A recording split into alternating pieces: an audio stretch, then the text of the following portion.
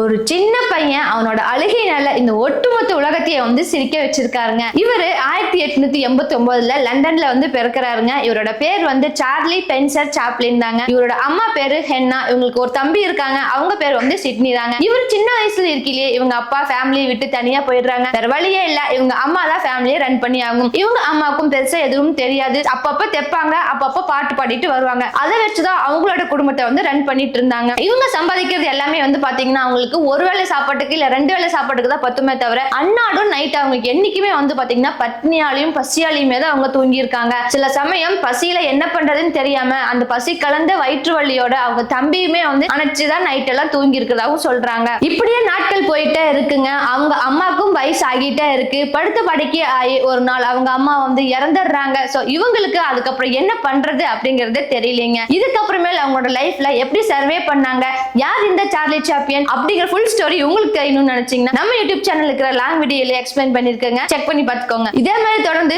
சூப்பரான மோட்டிவேஷனல் ஸ்டோரியில உங்களுக்கு ரீச் ஆயிட்டே இருக்கணும்னு நினைச்சீங்கனாலும் மறக்காம நம்ம சேனலையும் சப்ஸ்கிரைப் பண்ணி வச்சுக்கோங்க.